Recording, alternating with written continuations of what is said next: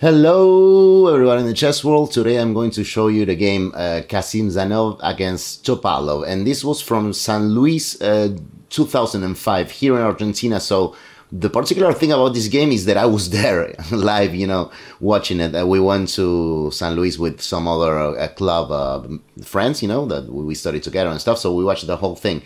And this is funny because this was the penultimate round of the tournament. Topalov has started, I think, with 6.5 out of 7 on the first half. Like, it was crazy. It was 14 rounds total. So then with reverse colors, everyone against everyone. So starting with such a, that's so crazy. So he only started making a few draws on the second round, and it was second half of the tournament, and it was, of course, enough to win. But we went to the penultimate round, and I think he had already like 2 points of advantage against the closest opponent, which I think it was Svidler, but I don't know if I remember well. So he was black against Khasim, and well, you'll see that Khasim will play really well and start pressuring. And we were kind of excited for 2 reasons. I mean, the first one is that if Topalov were to lose, well, the next round, I mean, he will have to again lose the last round, and having Svidler or whoever was following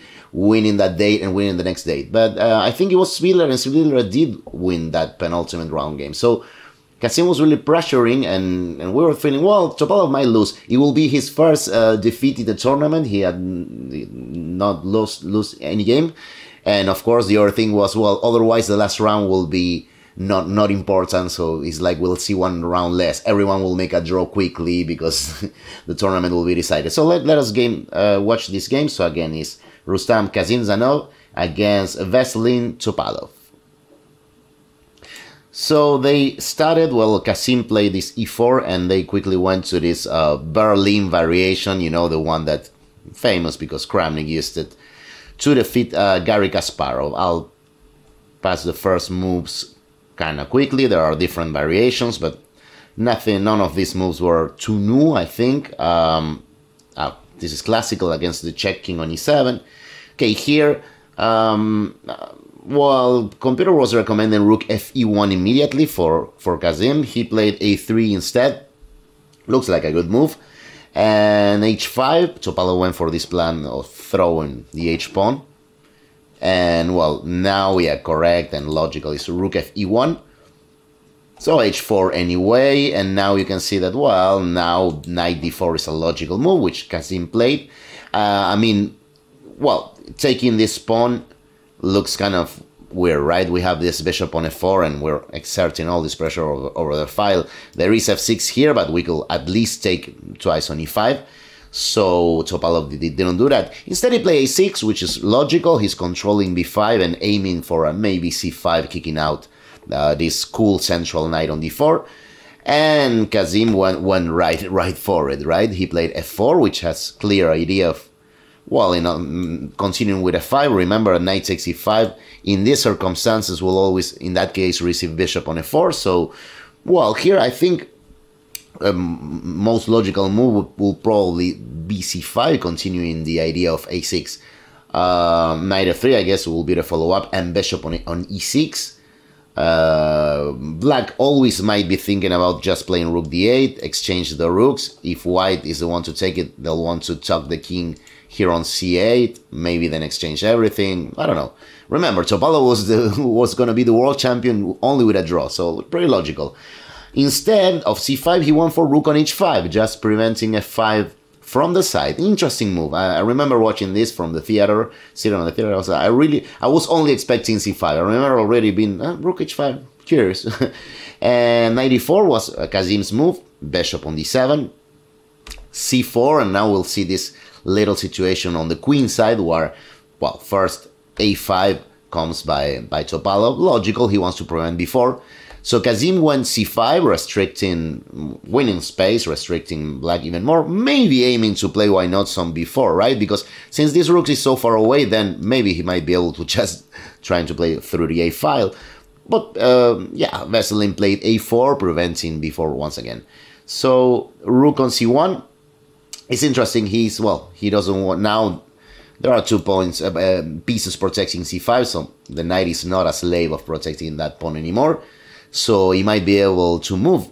But f5 came by Topalov, which I don't know if objectively is good or not. I think it is, but it's such an interesting move, and really, like, I don't know, it's playing active. This is classical Topalov. Even this Topalov that is playing the Berlin and trying to draw. So he's trying to actively draw in a way. So after, Khasim took on passant and bishop takes on f6, it's interesting, not having any fear of this file.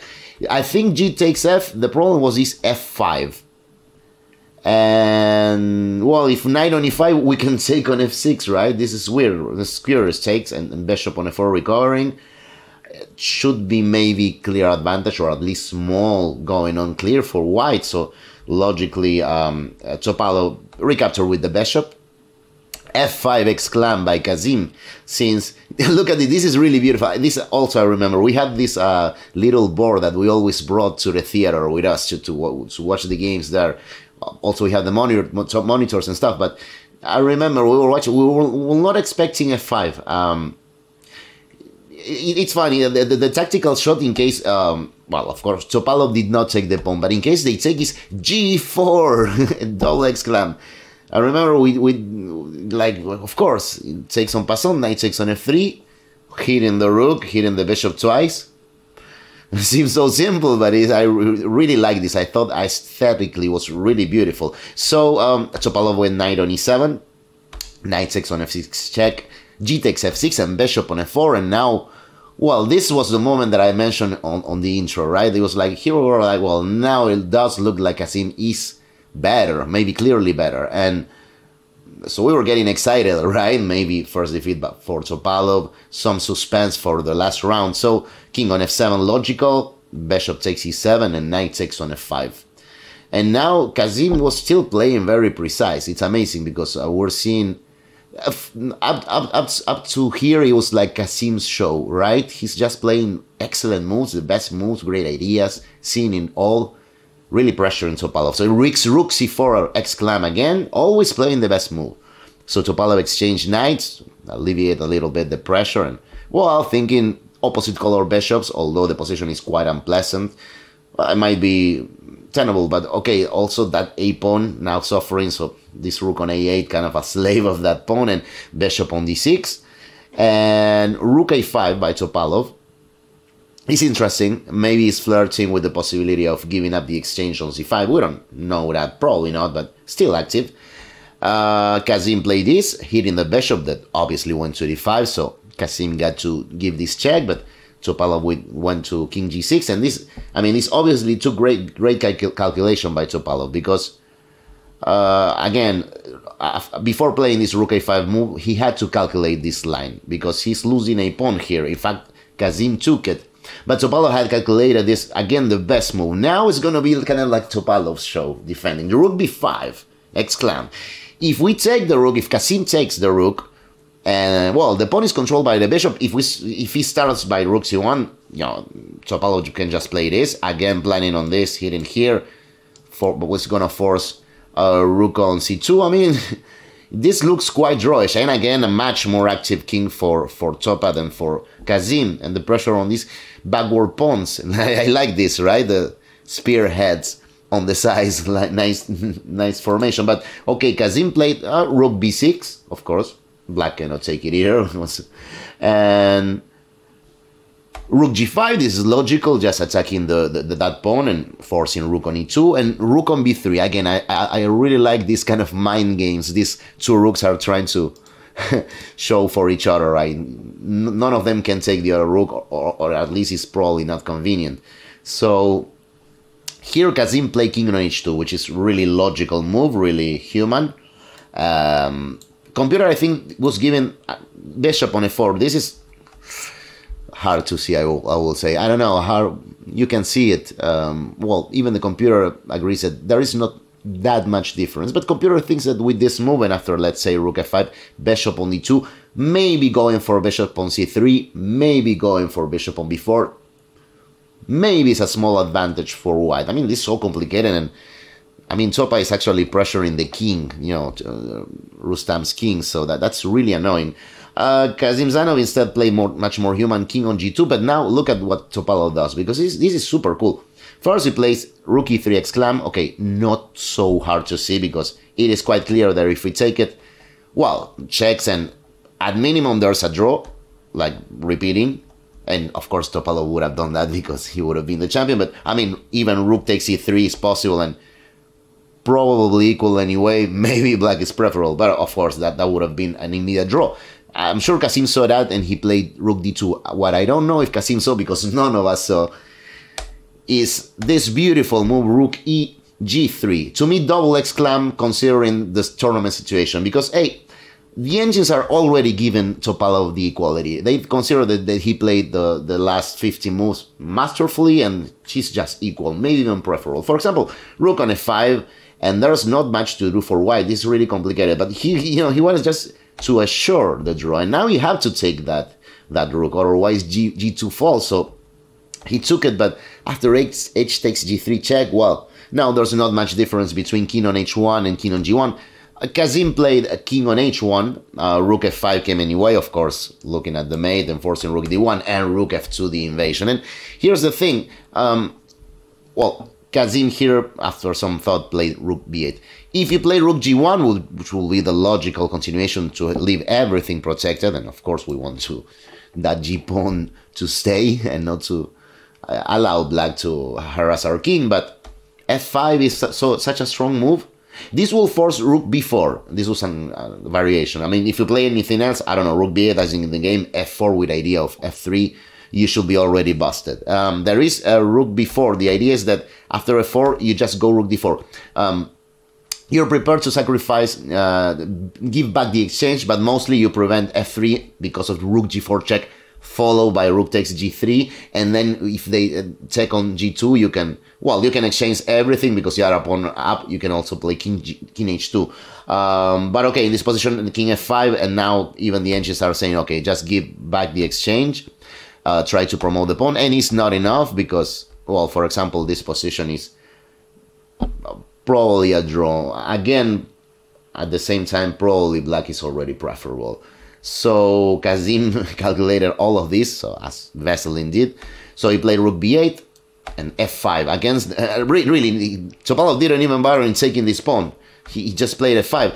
Worst case scenario, if rook g1 now will transpose into the last line. So precise. I mean, really, he was at his best, Veselin Topalov. And after rook on d8, now he took on g2 check, and after king on g1, he just went back. And now, well, move 42 or over the increment of time after move 40. So now, well, it's quite obvious that it's just a draw. So Kasim probably saw that he has to give back the exchange, and, well, let us say rook 1 takes d5, pawn takes, rook takes. This should be a draw. Rook takes pawn. Now you have rook d4, only move to prevent f4 and hit on a4, but Topalov could just play this, exchange these pawns, and this will be totally a draw. So in this position, Kasim did play rook 1 takes on d5, but he offered a draw, which of course Topalov accepted with a smile. And of course we all started applauding. That was applauding. It was a cool moment. The applause came down the stairs all over there. They lasted a long time. You know, Topalov was the world champion. And the thing that I can tell you that no one else is gonna know, no one else that wasn't there. This was really funny. So while all the claps were falling down and we were all happy, you know, for Topalov, we saw Rustam like commenting the game with him, but when the applause came, Rustam looked at the audience and he made this gesture, like saying, you know, I tried, guys. You saw I tried. He played marvelous chess, but Topalov was just simply at his best, and with a beautiful, also including a beautiful exchange sacrifice in the end to assure a quick draw. So a really cool moment, and, well, the only time in my life that I got to see a world champion in the moment where he was obtaining the championship. That was really a cool moment. We all like that. So I'll leave my card as usual to ask you to like, comment, share, and subscribe in case you like the video. Thanks a lot for watching, and I'll see you the next time.